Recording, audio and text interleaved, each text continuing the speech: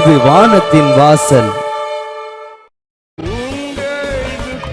சந்தோஷமாய் மாறும் உங்கள் கவலைகள் கண்ணீர் எல்லாம் மறைந்து விடும். நன்றி டாடி, நன்றிப்பா. உங்கள் துக்கம் ஆமா, உங்கள் கவலைகள் கண்ணீர் எல்லாம் மறைந்து விடும்.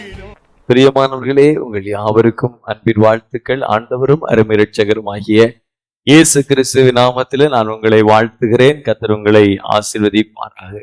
மீண்டும் உங்கள் சந்தோஷத்தின் நேர நிகழ்ச்சியின் மூலமாக உங்களை சந்திப்பது எனக்கு மிகுந்த மகிழ்ச்சி. கர்த்தருடைய நன்மைகளை கர்த்தர் உங்கள் வாழ்க்கையில் தருவாராக. இன்றைக்கும் உங்க வாழ்க்கையில இருக்கிற துக்கங்கள் சந்தோஷமாய் மாறப்போகிறது. எதுக்காக துக்கப்பட்டு இருக்கீங்களோ, எதை நினைச்சு மன வருத்தப்பட்டு கொண்டிருக்கீங்களோ, எது உங்க இருதயத்தை பாரப்படுத்தி கொண்டிருக்கிறதோ, அந்த காரியத்தில் நம்முடைய ஆண்டவர் உங்களுக்கு அற்புதம் செய்ய போகிறார். இயேசு உங்கள் துக்கத்தை நிச்சயமாய் சந்தோஷமாய் மாற்றுவார் என்பதை நான் உறுதியாய் சொல்லுகிறேன். அன்பானவர்களே, உங்கள் சந்தோஷத்தின் நேர நிகழ்ச்சியை தொடர்ந்து பாருங்க, மற்றவர்களுக்கு அறிமுகப்படுத்துங்க. ஆமேன். கர்த்தர் அதற்குரிய பிரதிபலனை உங்களுக்கு கொடுப்பாராக. உங்களுடைய உதாரத்துவமான ஜெபத்தினால் நீங்கள் எங்களை தாங்க வேண்டும்.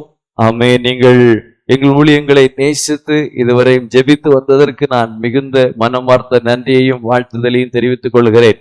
தொடர்ந்து நீங்க ஜெபிங்க. எங்களுடைய சபை நியூ இந்தியா சபை கன்னியாகுமரி மாவட்டம் குளச்சல் அருகாமையிலே கொட்டில்வாடி என்கிற பகுதியில இருக்கிறது. எல்லா வெள்ளிக்கிழமை தோறும் காலை 10:30 முதல் 12:45 வரைக்கும் உபவாச ஜெபமும், ஞாயிற்றுக்கிழமை தோறும் காலை 10 மணி முதல் 12:30 வரைக்கும் ஞாயிறு ஆராதனையும் நடைபெறுகிறது. தெய்வ மக்கள், எங்களுக்காக ஜெபிக்கும்படி நான் உங்களை அன்பாய் கேட்டுக்கொள்கிறேன். இந்த டிவி நிகழ்ச்சிக்காகவும் நீங்கள் ஜெபியுங்கள். ஆயிரக்கணக்கான ஜனங்கள் இந்த வார்த்தைகளை கேட்டு ஆசீர்வதிக்கப்பட்டு வருகிறார்கள்.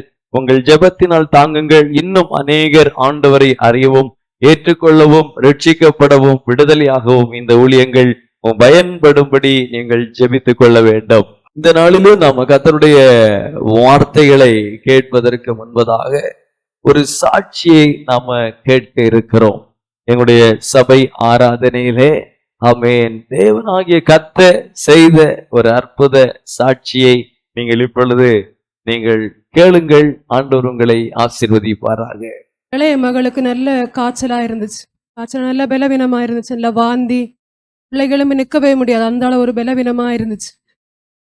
பிறகு ஹாஸ்பிட்டலில் கொண்டு போய் மருந்து எடுத்து ஊசியெல்லாம் போட்டு ஒரு குறைவுமே காணப்படலை. அப்புறமா கவர்மெண்ட் ஹாஸ்பிட்டலுக்கு போன வெள்ளிக்கிழமை, முந்தின வெள்ளிக்கிழமை கொண்டு அட்மிட் ஆக்கணும். அட்மிட் ஆக்குனது பிறகு 3ஆவது நாள் ஞாயிற்றுக்கிழமை சொன்னாங்க, பிளட்டு டெஸ்ட் பண்ணி பார்த்ததுல டெங்கு காய்ச்சல். நீங்கள் வந்து பிள்ளைக்கு நல்ல அணுக்கள்லாம் கம்மியாக இருக்குது, பிளட் அழுக்க நல்லா கம்மியாக இருக்கு, பிளட்டு வந்து 1000 இருக்கணும், இருக்கதே 300 தாம்மா இருக்கு, நீங்கள் உடனே ஆசாரி பழம் கொண்டு போங்கன்னு சொன்னாங்க. அப்போ நான் சொன்னேன், இல்லை நான் பிரைவேட் ஹாஸ்பிட்டலில் கொண்டு போகிறேன், இல்லைம்மா நிலைமை சரியில்லாமல் இருக்குது, நீங்கள் பிள்ளைய நீங்கள் பத்திரமா கொண்டு போங்க அப்படின்னு சொல்லிட்டு ஆம்புலன்ஸ், அவங்க தானே ஆம்புலன்ஸை வருத்தி என்னை என் பொண்ணை ஆசாரி பழம் விட்டாங்க. அங்கே விட்டு உடனே பிள்ளை வந்து அவசர வார்டில் எடுத்தாங்க. அவசர வார்டில் எடுத்து என்ன கூட உள்ள விடல. அப்படி ஒரு துக்கமான ஒரு சூழ்நிலை. அந்த நேரம் அவசர வார்டிலேருந்து ஒரு நைட்டு ஃபுல்லாக, பகல் ஃபுல்லாகவுமே அந்த ஐசு வார்டில் தான் பிள்ளை வச்சுருந்தாங்க. என்ன பார்க்க கூட விடலை. அப்புறம் காலையில் தான் என்னை வந்து திங்கக்கிழமை காலையில் என்னை வந்து அங்கே பார்க்க விட்டாங்க, வார்டு மாற்றி விட்டாங்க. அப்போ தான் என்னை பார்க்க விட்டாங்க. அப்போ பிளட் வந்து நல்ல அணுக்கள் கம்மியாக இருக்குது. ஏசப்பா, மகளுக்கு நீங்கள் தான் இப்போ மறுபிறவி கொடுக்கணும், ஜீவனை கொடுக்கறது நீங்கள் தான்ப்பான்னு சொல்லிட்டு ஏசப்பா அதை நான் உறுதியாக பற்றி பிடிச்சேன். கல்வாரி மலை சிந்தப்பட்ட ரத்தத்தை என் மகளை உச்சி மேலே வைத்து நான் ஜெபிக்கிறேன். ஏசப்பா, நீங்கள் என் பிள்ளைக்கு காய்ச்சலேருந்து முற்றிலும் விடுதலை கொடுங்க ஏசப்பா, நான் சாட்சியாக வந்து நிற்பேன்னு சொல்லிட்டு ஒரு மத்தியான நேரம் வந்து நல்லா ப்ரேயர் பண்ணிட்டே இருந்தேன். அங்கே வந்து ஜெபம் பண்ண விட மாட்டாங்க, ஆனாலும் மனசுக்குள்ளதானே நான் ஆண்டவரை பற்றி ஜெபிச்சுட்டே இருந்தேன். அந்த நைட்டு ஒரு 8:30 மணி போல் வந்து மறுபடியும் டெஸ்ட் எடுத்தாங்க. டெஸ்ட் எடுத்து சொன்னாங்க 9 மணி, நைட்டு 9 மணிக்கு டெஸ்ட் எடுத்துட்டு 8 மணிக்கு எடுத்தாங்க. 9:30க்கு வந்து மறுபடியும் சொல்லுதாங்க, பிள்ளை அணுக்கெல்லாம் நல்லா கூடுதலாக இருக்காம்மா, நல்லா அதிகமாக இருக்கு, நீங்கள் வந்து 1 வாரம் முதல்ல வச்சிருக்க சொன்னாங்க. ஆனால் நைட்டு சொன்ன திங்கக்கிழமை நைட்டே சொன்னாங்க, நீங்கள் நாளைக்கே பிள்ளை வீட்டுக்கு கொண்டு போகலாம் அப்படின்னு சொன்னாங்க. இயேசு செய்த அற்புதம் பெரிய பெரிய அதிசயம் எனக்கு. யாருமே என் கூட கிடையாது. நான் என் மகளும் மட்டும்தான். என் மக ஆஸ்பத்திரி உள்ளாடி நான் வெளியில. அப்படி ஒரு சூழ்நிலை. அப்ப கண்ணீரின் பாதையில் என் தேவனாகிய கர்த்தர் என் மகளுக்கு சுகத்தை கொடுத்து ஒரு நாளையில என் மகளை நான் வீட்டுக்கு கொண்டு வர செய்த என் தேவாதி தேவனுக்கு நன்றி செலுத்துகிறேன். அருமையான இந்த சகோதரி சொன்ன சாட்சியை கேட்டீங்களா? அவங்க மகளுக்காக, அவங்க பிள்ளைக்காக அவங்க ஜெபிக்கிறாங்க. ஆஸ்பத்திரியில மோசமான நிலையில பிள்ளை ஐசியூல இருக்கிறாங்க. இவங்களை கூட பார்க்க விடல, வேற யாரும் இல்லை, தனிமையாக மகள் உள்ள ஐசியூல, அம்மா வெளியே. இந்த சூழ்நிலையில் உதவி செய்ய யாருமில்லாத இந்த நேரத்துல இந்த தாயார் தேவ சமூகத்தை நோக்கி தன் பிள்ளைக்காக ஜெபிக்கிறாங்க. தேவ சமூகத்தை நோக்கி தன்னுடைய மகளுக்காக, ஆண்டவரே என் மகளுக்கு ஒரு அற்புதத்தை செய்யும், உயிரை காப்பாற்றும். அந்த கவுண்டிங் கம்மியாயிட்டே வருது, சீரியஸ் கண்டிஷனுக்கு போகுது. யாருமில்லாத அந்த நிலைமையில கர்த்தரை நோக்கி இந்த தாயார் கதறி அழுது தன் பிள்ளைக்காக ஜெபித்த ஜெபம் ஒரு பெரிய அற்புதத்தை கொண்டு வந்தது, பிள்ளைக்கு ஜீவனை கொடுத்தது. என் அன்பு சகோதரா, என் அன்பு சகோதரி, உங்க பிள்ளைகள் எந்த பாதிக்கப்பட்ட நிலைமையில இருந்தாலும் உங்க பிள்ளைகளுக்காக நீங்க ஜெபிங்க. ஒருவேளை உங்க பிள்ளைகள் சரியா படிக்க முடியாத ஞானமற்ற நிலைமையில இருக்கலாம், உங்க பிள்ளைகளுக்காக நீங்க ஜெபிங்க. அந்த பிள்ளைகளுக்கு ஆண்டவர் ஞானத்தை கொடுப்பார். ஏதோ ஒரு சரீர பாதிப்போடு உங்க பிள்ளைகள் இருக்கலாம், உங்க பிள்ளைகளுக்காக ஜெபிங்க. ஆண்டவர் நல்ல சரீர சுகபலனை கொடுப்பார். உங்க பிள்ளைகள் ஏதோ ஒரு பாவத்திலே அகப்பட்டிருக்கலாம், ஏதோ ஒரு சிக்கல்ல இருக்கலாம். உங்க பிள்ளைகளின் விடுதலைக்காக ஒரு தாய், ஒரு தகப்பன் கண்ணீரோடு ஜெபிக்கும்ப நிச்சயமா பிள்ளைக்கு ஆண்டவர் விடுதலையை கொடுப்பார். இப்பொழுது அதனுடைய வார்த்தைக்கு நேராக நாம கடந்து போவோம். இன்றைக்கு நான் உங்களுக்கு கொண்டு வந்திருக்கிற தேவனுடைய வார்த்தை, உங்கள் பிள்ளைகளுக்காக ஜெபியுங்கள். உங்கள் பிள்ளைகளுக்காக ஜெபியுங்கள். லூக்கா சுவிசேஷம் 23வது அதிகாரம் 28வது வசனம் சொல்லுகிறது, எருசலேமின் குமாரத்திகளே, இயேசு அவர்கள் முகமாய் திரும்பி, எருசலேமின் குமாரத்திகளே, நீங்கள் எனக்காக அழாமல் உங்களுக்காகவும் உங்கள் பிள்ளைகளுக்காகவும் அழுங்கள். இயேசு அடிக்கப்பட்டு, வாரினால் அடிக்கப்பட்டு பாரமான சிலுவை சுமந்து கொண்டு அந்த எருசலேம் வீதிகளிலே பாரமான சிலுவை சுமந்து கொண்டு அந்த கபால ஸ்தலம் என்று சொல்லக்கூடிய கொல்கதா மேட்டுக்கு நேராக அழைத்து கொண்டு போகப்படுகிறார். போகிற வழியிலே ஏராளமான ஸ்திரீகள் அமர்ந்திருந்து இயேசுவை கவனித்து, ஐயோ இவர் எவ்வளவு நல்லவர், இவர் எவ்வளவு நீதிமான், எவ்வளவு நன்மை செய்தவர், இவரை இவ்வளவு பாடுபடுத்துகிறார்களே, இவருக்கா இப்படிப்பட்ட ஒரு சூழ்நிலை, எங்களுக்கு எல்லாம் எவ்வளவு நன்மை செய்தார், எத்தனை நோய்களை குணமாக்கினார், எத்தனை பேரை பிசாசின் பிடியிலிருந்து விடுவித்தார், எத்தனை நாட்கள் எங்களுக்கு பிரயோஜனமானதை போதித்தார், இவருக்கா இப்படிப்பட்ட ஒரு சூழ்நிலையை சொல்லி உட்கார்ந்து ஓ என்று அழ ஆரம்பித்தார்கள், அழுது புலம்பினார்கள். இதை பார்த்த இயேசு அவர் அந்த ஸ்திரீகளை பார்த்து, அவர்களை பார்த்து சொல்லுகிற வார்த்தை தான், எருசலேமின் குமாரத்திகளே, எருசலேமின் குமாரத்திகளே, நீங்க எனக்காக அழாதீங்க, எனக்காக இருந்து அழாதீங்க, உங்களுக்காக, உங்க குடும்பத்துக்காக, உங்க பிள்ளைகளுக்காக. முக்கியமாய் ஆண்டவர் சொல்லுகிற காரியம், உங்க பிள்ளைகளுக்காக ஆளுங்கள், உங்க பிள்ளைகளுக்காக ஜெபியுங்கள். இயேசு இந்த வார்த்தையை சொல்வதற்கு மிக முக்கியமான காரணம், எருசலேமில் இனி வரப்போக்கூடிய ஒரு பெரிய பயங்கரத்தை இயேசு அறிந்திருந்தார். எருசலேம் பட்டணத்திற்கு வரப்போகிற ஒரு பெரிய தீமை, ஒரு பெரிய ஆபத்து, அதை இயேசு அறிந்திருந்தார். பயங்கரமான ஒரு சூழ்நிலை வரப்போகுது. கிறிஸ்துவுக்கு பின்பதாக ஆமென், மிகப்பெரிய அழிவு எருசலேம் நகரத்துக்கு நேரிட்டது. அதனுடைய ஆலயம் இடிபட்டது, ஒரு கல்லின் மேல் ஒரு கல் இல்லாமல் இடிக்கப்பட்டது. அவன் எருசலேமிலே மிகப்பெரிய துன்புறுத்தலுக்கு ஆளாக்கப்பட்டார்கள். பிள்ளைகள் சுவற்றிலே போதி அடிக்கப்பட்டார்கள். பிள்ளைகள் அப்படி தூக்கி எடுத்து செவத்தில் அடிச்சு கொலை செய்யப்பட்டார்கள். யூதர்கள் உலகத்தின் பல நாடுகளுக்கு சிதறடிக்கப்பட்டார்கள். எருசலேம் அவன் தீக்கு இரையாக்கப்பட்டது என்று சொல்லி பார்க்கிறோம். இதை இயேசு முன்கூட்டி அறிந்திருந்தார். அவர் தீர்க்கதரிசி, அவர் அதை அறிந்திருந்தார். அதனாலதான் இயேசு சொன்னா, நீங்க எனக்காக அழாதீங்க, வா, நான் படுற பாட பார்த்து நீங்க அழாண்டா, இதை விட கொடிய துயரம், கொடிய ஆபத்து, கொடிய வேதனைகள் உங்களுக்கு வரப்போகுது. அதனால நீங்க ஜாக்கிரதையா இருக்கணும், எச்சரிக்கையா இருக்கணும். நீங்க இப்பவே உங்க பிள்ளைகளுக்காக ஜெபித்துக் கொள்ளுங்கள் என்று இயேசு சொன்னார். அன்பானவர்களே, நாம் வாழுகிற உலகம் ஒரு கொடிய உலகம். ஒரு கடைசி கட்டத்துல இந்த உலகம் இருக்கிறது என்பதை விஞ்ஞானிகளும் ஒத்துக்கொள்ளுகிறார்கள். உலகத்தின் எல்லா மக்களும் இன்றைக்கு அதை விளங்கி வருகிறார்கள். இது ஒரு கடைசி காலம், இது ஒரு கடைசி காலகட்டம், ஒரு பெரிய அழிவு வரப்போது. உலகத்துக்கு இது மனிதகுலத்துக்கு ஒரு ஆபத்து தான், அழிவுதான் என்பதை இன்றைக்கு பலதரப்பட்ட மக்களும் ஒத்துக்கொள்ளுகிறார்கள். இதை ஆண்டவருடைய வேதம், பரிசுத்த வேதாகமம் 2000 வருஷத்துக்கு முன்பதாகவே தெளிவும் துல்லியமாய் எழுதி வைத்திருக்கிறது. ஒவ்வொரு காலகட்டத்தில் எவைகள் சம்பவிக்கும் என்பதை பரிசுத்த வேதாகமம் தீர்க்க தரிசனமாக எழுதி வைத்தபடியே அப்படியே சம்பவித்து வருகிறது. நிச்சயமாய் வேத வசனத்தின் அடிப்படையில் நான் சொல்லுகிறேன், மிகப்பெரிய பேரழிவை இந்த உலகம் சந்திக்கிற காலம் நெருங்கி வருகிறது. உலகத்தின் முடிவு காலம் சமீபமாகிவிட்டது. ஆண்டவராகிய இயேசு கிறிஸ்துவனுடைய வருகை சமீபம்.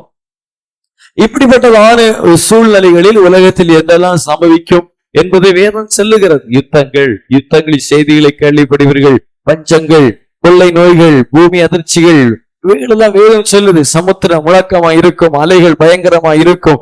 அவன் சுதந்திரம், பஞ்சம், பசி, கொடுமையில் ஜனங்கள் மரிப்பார்கள். ஒருவருக்கு விரோதமாய் ஒருவர், ஒரு தேசத்துக்கு விரோதமாய் இன்னொரு தேசம், ராஜ்யத்துக்கு விரோதமாய் ராஜ்யம், அன்பு தணிந்து போகும் என்று இயேசு சொன்னது அத்தனையும் நடைபெறுகிறது. எருசலேமை சத்துருக்கள் சூழ்ந்து கொள்வார்கள். எல்லாம் இப்பொழுது சம்பவித்துக் கொண்டிருக்கிறதை பார்க்கிறோம். ஆண்டு சொன்ன ஒரு கடைசி காலத்துல நம்ம இப்ப வந்துட்டோம். ஆகையால் நம்முடைய பிள்ளைகளுக்காக, நமக்காக, நம்முடைய குடும்பத்தின் ரட்சிப்புக்காக, நம்முடைய பிள்ளைகளின் ரட்சிப்புக்காக நம்ம ஜெபிக்க வேண்டும். ஆண்டவராகிய இயேசு கிறிஸ்து வரும் பொழுது ஆயத்தமா இருக்கிறவர்கள் எடுத்துக்கொள்ளப்படுவார்கள். ஆயத்தமா இருக்கிற மக்கள் எடுத்துக்கொள்ளப்படுவது. உலகத்தில் இருந்து ஒரு கூட்டம் எடுத்துக்கொள்ளப்பட போகிறது. பரிசுத்தம் உள்ள ஒரு கூட்டம் இந்த உலகத்திலிருந்து எடுத்துக்கொள்ளப்பட போகுது. தேவ ராஜ்யத்தை கொண்டு போகப்பட போகிறார்கள். அந்த தேவனோடு கூட இருக்கும்படி எடுத்துக்கொள்ளப்பட போகிறார்கள். உலகத்தில மனுஷன் வாழ முடியாத ஒரு சூழல் வரப்போகுது. உலகத்தில மனிதன் சஞ்சரிக்க முடியாத காலகட்டம் வரப்போகுது. மனுஷன் உலகத்தில தவிப்பும் தத்தளிப்பை சந்திக்கிற காலம் வரப்போகுது. ஆகையால் தேவன் தன்னுடைய பிள்ளைகளை இந்த உலகத்தில் இருந்து எடுத்து தன்னுடைய ராஜ்யத்தை கொண்டு போக போகிறார். வேத வசனம் சொல்லுது, மரணத்தை காணாமலேயே உயிரோடு இருக்கிற பரிசுத்தவான்கள், உயிரோடு இருக்கிற தேவ மக்கள், அவருடைய சரீரம் மறுரூபமாக்கப்பட்டு இயேசுவின் சரீரத்தை போல மாற்றப்பட்டு, எப்படி இயேசு இந்த உலகத்திலிருந்து எழுந்தொளி பரலோகத்து போனாரோ அப்படியே ஆகாயத்தில் எடுத்துக்கொள்ளப்பட்டு இயேசுவோடு இருக்க போகிறார்கள். அப்படிப்பட்ட ஒரு காலம் வருகிறது. ஆகையால் இனி வரப்போகிற அழிவுகள், ஆபத்துகளுக்கெல்லாம் தப்பி நாம் தேவனுக்கு முன்பதாக நிற்க, தேவனோடு கூட இருக்க, பாத்திரவான்களை எண்ணப்படுவதற்கு நாம் ஜெபிக்க வேண்டிய ஒரு காலத்தில் வந்திருக்கிறோம். ஜெபம் ஒன்றுதான் வரப்போகிற அழிவிலிருந்து நம்மை காப்பாற்றும், நம்முடைய குடும்பத்தை காப்பாற்றும். இன்றைக்கு இந்த சத்தத்தை கேட்டுக்கொண்டிருக்கிற என் அன்பு சகோதரா, என் அன்பு சகோதரி, ஒருவேளை நீங்க ஆண்டவர் ஏற்றுக்கொண்டு ஒரு ரட்சிப்பின் அனுபவத்துக்குள்ள வந்திருக்கீங்களா? என் அன்பு சகோதரி, நீங்க ஆண்டவர் ஏற்றுக்கொண்டு ரட்சிப்பின் அனுபவத்துக்குள்ள வந்திருக்கீங்களா? ரட்சிக்கப்படாத உங்க கணவன் இருக்கிறாரோ, அல்லது மனைவி இருக்கிறாங்களா? ரட்சிக்கப்படாத பிள்ளைகள் இருக்கிறாங்களா? அவர்களுக்காக நாம மிகவும் கவனமாய் ஜெபிக்க வேண்டிய ஒரு காலகட்டத்தில் வந்திருக்கிறோம். நம்முடைய பிள்ளைகளின் ரட்சிப்புக்காக ஜெபிக்க வேண்டிய காலகட்டத்தில் வந்திருக்கிறோம். நம்முடைய குடும்பங்களின் ரட்சிப்புக்காக ஜெபிக்க வேண்டிய காலகட்டத்தில் வந்திருக்கிறோம். அது இல்ல, இது இல்ல, அது வேணும், இது வேணும்னு கேட்கறத இந்த நாட்கள் குறைத்து விட்டு, ஆண்டவரே வரப்போகிற பயங்கரங்களுக்கு, அழிவுகளுக்கு, ஆபத்துகளுக்கு என் கணவனை ஆண்டவர் காப்பாற்றணுமே, அதுக்கு அவர் ரட்சிக்கப்படணுமே, மதுபானத்திலிருந்து வரணுமே, சூதாட்டத்திலிருந்து வரணுமே, அவர் விபச்சாரத்திலிருந்து அவர் வெளியே வரணுமே, அதுக்காக ஜெபிங்க. ஐயோ, என் பிள்ளை வரப்போகிற ஆபத்திலிருந்து தப்பணுமே, என் பிள்ளை ரட்சிப்பில் வரணுமே, செல்போன்ல இருந்து விடுதலை வரட்டும், இன்டர்நெட் கேம்ல இருந்து விடுதலை வரட்டும், மதுபானத்திலிருந்து விடுதலை வரட்டும். ஜெபிங்க. ஒரு குடும்பத்துக்காக உங்க பிள்ளைகளுக்காக ஜெபிங்க. அதுதான் இயேசு எருசலேம் குமாரத்திகளுக்கு சொல்லுகிறார். வரப்போகிற ஒரு பேர் அழிவை அவர் அறிந்திருந்தபடியால், சம்பவிக்க போகிற ஒரு பயங்கரத்தை அவர் அறிந்திருந்தபடியால் அவர் தெளிவாய் சொல்லுகிறார், நீங்க எனக்காக அழாதீங்க, உங்களுக்காக உங்க பிள்ளைகளுக்காக அழுது புலம்பி மன்றாடுங்க, அழுது புலம்பி மன்றாடுங்க. அவர் சொன்னது போல பயங்கரமான அழி வந்துச்சு.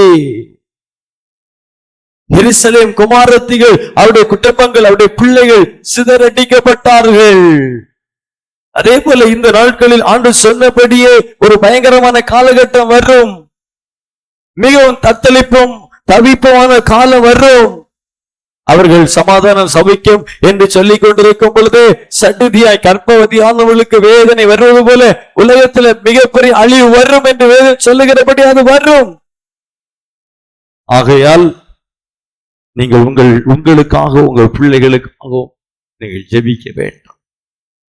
என் அன்பு சகோதரி, என் அன்பு சகோதரா, ரட்சிக்கப்பட்ட ஒவ்வொரு தாயும் தகப்பனும் தங்கள் பிள்ளைகளுக்காக ஜெபிக்க வேண்டிய ஒரு மிகப்பெரிய உத்தரவாதம் உண்டு. இன்னைக்கு அநேக பெற்றோர்கள் தங்கள் பிள்ளைகளுக்காக ஜெபிப்பது இல்லை, நேரம் இல்லை, ஜெபிக்க நேரம் இல்லை. காலையிலே எழும்பி தங்களுடைய வேலைக்காக ஓடுகிறார்கள், தங்களுடைய காரியத்துக்காக ஓடுகிறார்கள். எதுக்கு? பிள்ளை வளர்த்தணும், பிள்ளைய படிக்க வைக்கணும், பிள்ளைக்கு சொத்து சேர்க்கணும், பிள்ளைக்கு அதை சம்பாதிக்கணும். ஆனா பிள்ளைக்காக ஒரு 5 நிமிட நேரம் ஜெபிக்கிற அனுபவம் இல்லை, ஜெபிக்கிற அனுபவம் இன்னைக்கு இல்லை. இது ஆபத்து, ஆபத்து. நீங்கள் நானும் வாழ்கிற இந்த உலகம் பயங்கரமான ஒரு உலகம், ஆபத்து நிறைந்த உலகம். நம்முடைய பிள்ளைகள் ஸ்கூல்ல படிக்கலாம், இல்ல காலேஜ்ல படிக்கலாம், இல்ல வேலை பார்க்கலாம். அவர்கள் எப்படிப்பட்ட ஒரு உலகத்துக்குள்ள போயிட்டு அவர்கள் வீட்டுக்கு வருகிறார்கள் என்பதை கொஞ்சம் கவனித்து பாருங்கள். எப்படிப்பட்டதான ஒரு மனிதர்களை அவர்கள் ஒவ்வொரு நாளும் சந்திக்க வேண்டி இருக்கிறது, எப்படிப்பட்டதான ஒரு காலகட்டங்களை சந்திக்க வேண்டி இருக்கு. எங்க பார்த்தாலும் பாவம், எங்க பார்த்தாலும் பயங்கரம், எங்க பார்த்தாலும் ஆபத்து, யாரையும் நம்ப முடியல. எப்பொழுது என்ன வேண்டுமானாலும் சம்பவிக்கும். விபத்துகள் ஒரு பக்கம், ஆபத்துகள் ஒரு பக்கம், பெண் பிள்ளைகளுக்கு எதிரான குற்றங்கள் ஒரு பக்கம், பயங்கரமான ஒரு உலகத்துக்குள்ளே ஆக்கும் நம்முடைய பிள்ளைகள் போயிட்டு வருது.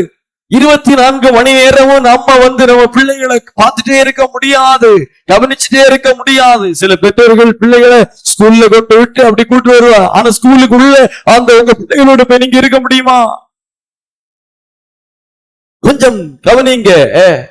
என் அன்பு தாயே தகப்பனே, உன் பிள்ளைக்காக நீ பணம் சம்பாதிக்கணும் ராத்திரி பகலா பிரயாசப்படுறீங்க. வாழ்த்துக்கள், பாராட்டுகள். நிறைய பேர் இன்னைக்கு அதை செய்ய தவறுனாங்க.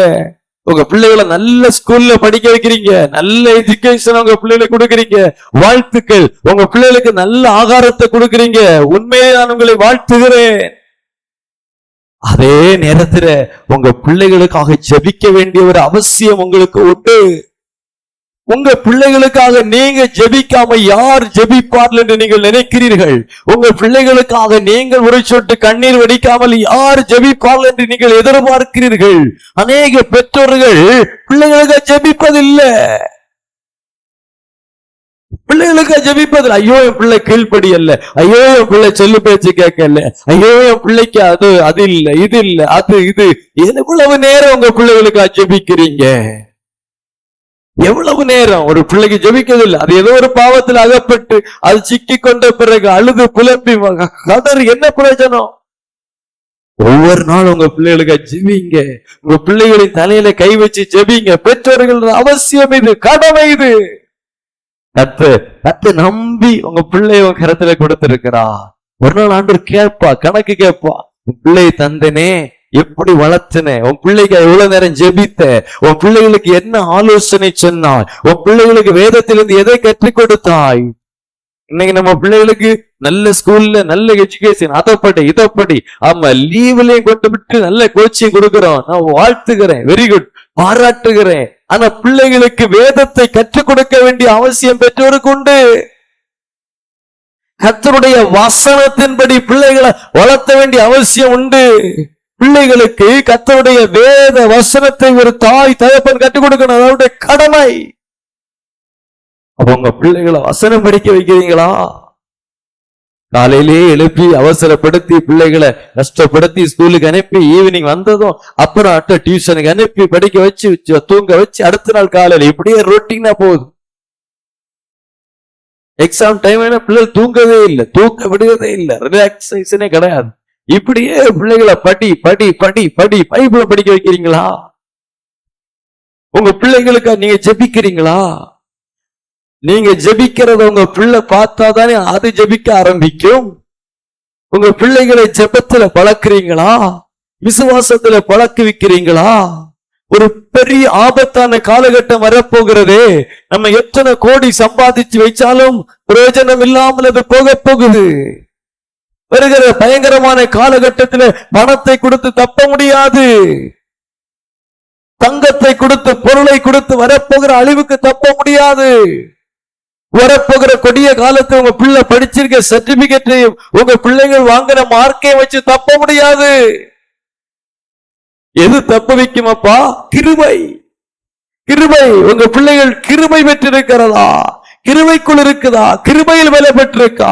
உங்க பிள்ளைகள் தேவனுக்குள் இருக்குதா? உங்க பிள்ளைகள் மேல் தேவ கிருபை இருக்குதா? அதான் முக்கியம்.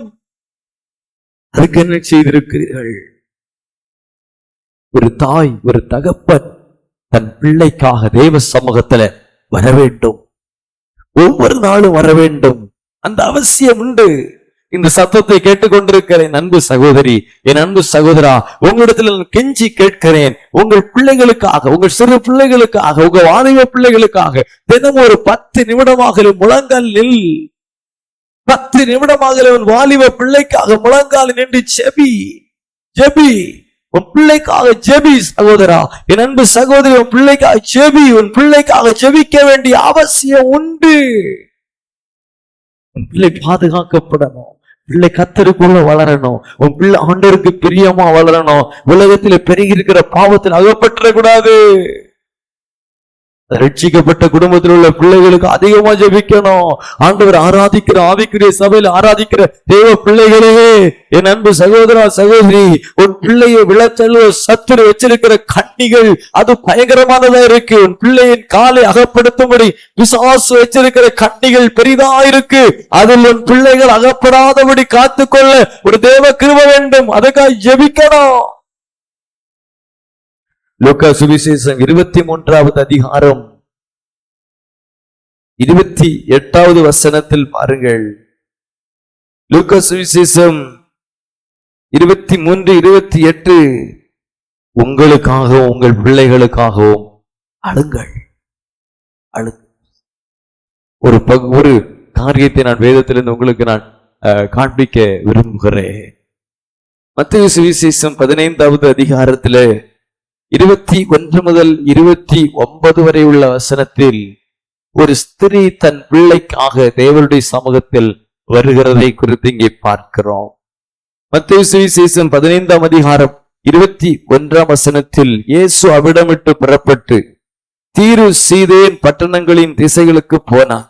அப்பொழுது அந்த திசைகளில் குடியிருக்கிற கானானிய ஸ்திரீ ஒருத்தி அவரிடத்தில் வந்து, ஆண்டவரே, தாவீதின் குமாரனே, எனக்கு இறங்கும், என் மகள் பிசாசினால் கொடிய வேதனைப்படுகிறாள் என்று சொல்லி இயேசுவை கூப்பிடுறார். இயேசுவே, இயேசுவே, தாவீதின் குமாரனே, எனக்கு இறங்கும். ஆண்டவரே, எனக்கு இறங்கும்பா, எனக்கு இறங்கும்பா, என் பிள்ளை அவஸ்தைப்படுது. ஒரு பிள்ளை அவஸ்தைப்படும் பொழுது ஒரு தாய் தகப்பனுக்கு அது வேதனையை கொடுக்கும் அல்லவா? ஒரு பிள்ளை கொடிய வேதி அல்லது பிசாசு இல்ல ஒரு ஏதோ பிரச்சனை, நம்முடைய பிள்ளை ஏதோ ஒரு பிரச்சனையில் அகப்பட்டால் அந்த தாயின் தகப்பனை நிம்மதியா வாழ முடியுமா? நிம்மதியா தூங்க முடியுமா? நிம்மதியா ஒரு வேளை ஆகாரத்தை சாப்பிட முடியுமாங்க? முடியாது. அந்த பிள்ளை அகப்பட்டு விட்டது. இந்த தாயினுடைய இருதயம் தவிக்குது, துடிக்குது. ஐயோ, என் பிள்ளை கஷ்டப்படுறாளே, ராத்திரி பகலா வேதனைப்படுறாளே. ஆமா, பார்த்துட்டு அநேக பெற்றோர்கள் அந்த ஆஸ்பத்திரி கொண்டு போன, இந்த ஆஸ்பத்திரி, அது இது எங்கெல்லாமோ அலைந்து திரிகிறாள். தேவ சமூகத்துல பிள்ளைக்காக மன்றாடுறது இல்லை. பிள்ளையினுடைய விடுதலைக்காக என்னெல்லாமோ செய்து பாக்குறீங்களே. ஒரு நாள் தேவ சமூகத்துல பிள்ளைக்காக உபவாசம் பண்ணி பாருங்கம்மா. வாரத்துல ஒரு நாள் பிள்ளைக்காக உபவாசம் பண்ணி ஜெபித்து பாருங்கள். உன் பிள்ளையுடைய ஏதோ ஒரு சரீர பாதிப்பு, உன் பிள்ளையுடைய ஏதோ ஒரு பிரச்சனை, அங்க டாக்டர் அவன் யாரோ அங்க ஒரு டாக்டர் இருக்கிறேன்னு சொன்னா அங்க போறீங்க, இங்க ஒருத்தர் இருக்கிறான்னா அங்க போறீங்க, அதை செய்யினா அதை செய்ய பாக்குறீங்க. எப்படியாவது பிள்ளைக்கு சுகமாகன்னு ஒரு தாய் விரும்புறீங்க, தகப்பன் விரும்புறீங்க. ஆனா ஒரு நாளாக பிள்ளைக்கு உபவாசம் பண்ணி ஜெபம் பண்ணீங்களா? கர்த்தருடைய சமூகத்துல பிள்ளைக்கு கண்ணீர் விட்டு அழுவீங்களா?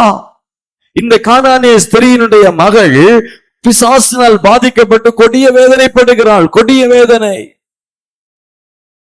நம்ம இயேசு கேள்விப்பட்டு அவங்க ஊருக்கு ஊர் பக்கத்துக்கு இயேசு வந்திருக்க அறிந்து அவர்கிட்ட போய் கெஞ்சுறாங்க, ஆண்டவரே தாவீதின் குமாரனே எனக்கு இறங்கும்பா, என் பிள்ளைக்கு இறங்கும்பா, இறங்கும் அப்படின்னு சொல்லி கெஞ்சுறாங்க. ஆனா இயேசு அவளுக்கு ஒரு பதிலுமே சொல்லாம அமைதியாக இருக்கிறான். சீசர்கள் சொல்றத பாருங்க. அவருடைய சீசர்கள் இவள் நம்ம பின்தொடர்ந்தே வாராளே, பின்னாடியே வந்து கூப்பிடுறாளே, இவளுக்கு ஏதாவது ஒரு பதில் சொல்லி அனுப்பக்கூடாது ஆண்டவரே, பின்னாடியே வாராளே. பாருங்க, ஒரு தாய் தன் பிள்ளைக்காக அவர் பின்னாடியே அலைகிறாள். இதாங்க முக்கியம்.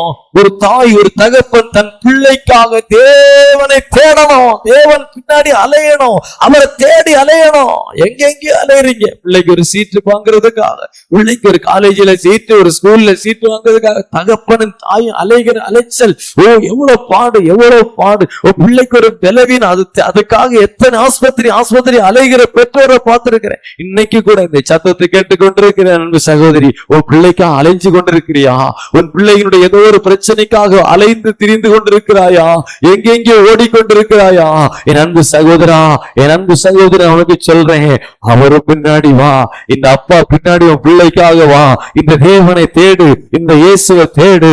இயேசு ராஜா என் பிள்ளைக்கு ஒரு விடுதலை தாங்கப்பான்னு அவர்கிட்ட கதறு. இயேசு ராஜா என் பிள்ளைக்கு திருமண வயது தாண்டி போகுதுப்பா, என் பிள்ளைக்கு ஒரு திருமண காரியம் நடக்கணும். இயேசு ராஜா என் மகனுக்கு ஒரு வேலை வேணும். அப்பா என் பிள்ளைக்கு ஒரு விடுதலை, இந்த நோயினால பல வருஷமா கஷ்டப்பட்டிருக்கேன், பிள்ளைக்கு ஒரு சுகத்தை தாங்க அப்படின்னு இந்த அப்பா பின்னாடி வந்து இந்த தேவனை நோக்கி, இந்த ராஜாவை நோக்கி கூப்பிட்டு பார். இயேசுவே தாவீதின் குமாரனை இறங்குவனை கூப்பிட்டு பார். அவர் பின்னாடி வந்து பார். அவர் சமூகத்தில் பிள்ளைக்காக வந்து அழுது பார். நிச்சயமா அவரிடத்தில் இந்த கிருபை வெளிப்படும். சீசர்கள் சொல்றாங்க, ஐயா இவ ஏதாவது செய்து அனுப்புமப்பா.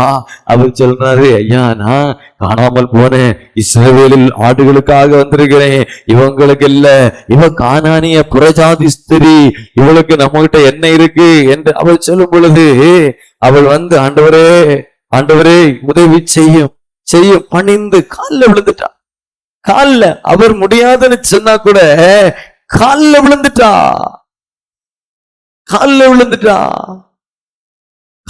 விழுந்து பணிந்து அழுது புலம்புகிறாள். அப்போதான் ஆண்டவர் இறங்கி, ஸ்திரியே உன் விசுவாசம் பெரியது, நீ விரும்புகிறபடி உனக்காக கடவுது. சிறிய உன் விசுவாசம் பெரியது, நீ விரும்புகிறபடி உனக்காக கடவுது என்ற அந்நேரமே அவள் மகள் ஆரோக்கியமானாள். இயேசு அவிடம் விட்டு புறப்பட்டு கலிலியா கடலுக்கு வந்து எழுதப்பட்டிருக்கு பாருங்க.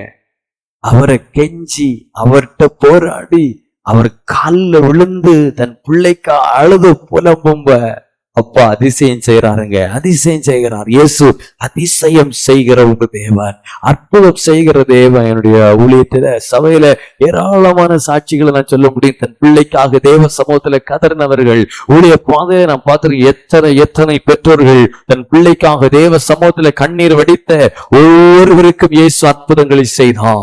தேவ சமூகத்தில் கண்ணீர் வடித்த ஒவ்வொருவருக்கும் கர்த்தர் விடுதலைகளை கொடுத்தான். தேவ சமூகத்துல தன் பிள்ளைக்காக அழுது புலம்புகிறவர்களுக்கு நன்மை வந்ததை நான் பார்த்து கொண்டே இருக்கிறேன்.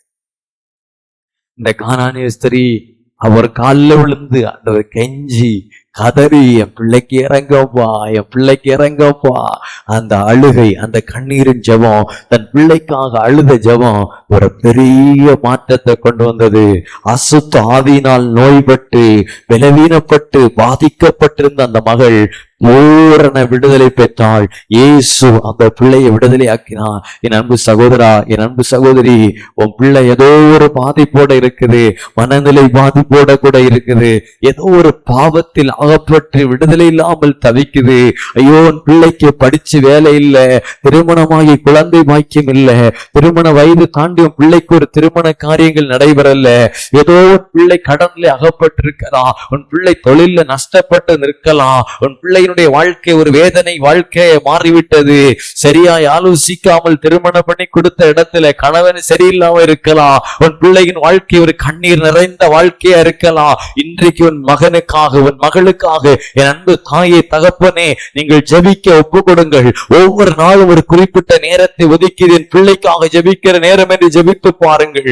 வாரத்தில் அல்லது மாதத்தில் ஒரு நாள் ஒதுக்கி இது என் பிள்ளைக்காக நான் உபவாசம் பண்ணி ஜெபிக்கிற நாள் என்று ஒவ்வொரு பெற்றோரும் ஒதுக்கி ஜெபித்து பாருங்கள். உன் பிள்ளையினுடைய வாழ்க்கை மாறும், அந்த வாழ்க்கையில் இருக்கிற இருள் மாறும், உன் பிள்ளையினுடைய துக்கம் சந்தோஷமாய் மாறும், உன் பிள்ளையின் வாழ்க்கையின் ஆண்டவர் மாற்றுவான், நிச்சயமாய் மாற்றுவான். ஜெபிக்காத ஒவ்வொரு தாய் தகப்பனும் தன் பிள்ளைக்கு வேதனையை தான் வைக்கிறீர்கள். நீங்க எவ்வளவு லட்சங்களை சம்பாதிச்சு வச்சாலும் சரி, எத்தனை ஆயிரங்களை சம்பாதித்து வைத்தாலும் சரி, உன் பிள்ளைக்காக ஜெபிக்கலையா? ஒரு தாய் தகப்பன் தன் பிள்ளைக்காக ஜெபிக்கலையா? அந்த தாய் தகப்பன் அந்த பிள்ளைக்காக வேதனையை தான் வைக்கிறீர்கள். அதான் ஜெபத்தின் வல்லமை, அதான் ஜெபத்தின் மேன்மை. அன்பு தேவனுடைய பிள்ளைகள், உங்க பிள்ளைகளுக்காக ஜெபிக்க ஜெபிப்போமா? எங்கள் நல்ல தகப்பனே, எங்கள் அன்பு ஆண்டவரே, இந்த வார்த்தைகளை கேட்டுக்கொண்டிருந்த ஒவ்வொரு பிள்ளைகளுக்காக நான் ஜெபிக்கிறேன். பரிசுத்த ஆவியானவரே, உம்முடைய இரக்கத்தை ஒவ்வொரு குடும்பத்திலும் நீர் வெளிப்படுத்தும். தன் பிள்ளையை நினைத்து கலங்கி பாரப்பட்டு துயரப்பட்டு துக்கித்து அழுது கொண்டிருக்கிற ஒவ்வொரு தாய் தகப்பனுக்காக வருகிறேன். பிள்ளையினுடைய வாழ்க்கையில் வேதனைகளையும் பாடுகளையும் சஞ்சலத்தையும் கண்டு ஆமென் அழுது புலம்புகிறவர்களை இனி ஜெபிக்கிறவர்களாக மாற்றும். இவர்களுடைய வாழ்க்கையில என் ஆண்டவர் உம்முடைய மகத்தான மகிமையான அற்புதங்களை செய்யும். பிள்ளைகளுக்காக ஒவ்வொருவரும் ஜெபிக்க ஜெபிக்க அவருடைய வாழ்க்கையில் அற்புதங்களும் அதிசயங்களும் நடக்கட்டும். ஜெபிக்கிற கிருபைகளை தார், ஆசீர்வதி. இயேசுவின் நாமத்தில் ஜெபிக்கிறோம் எங்கள் நல்ல பிதாவே, ஆமேன் ஆமேன். ஜெபிங்கள், உங்கள் துக்கம் சந்தோஷமாய் மாறும். ஆமென். சந்தோஷமாய் மாறும். உங்கள் கவலைகள் கண்ணீர் எல்லாம் மறைந்து விடும். நன்றி டாடி, நன்றிப்பா. உங்கள் துக்கம் ஆமா, உங்கள் கவலை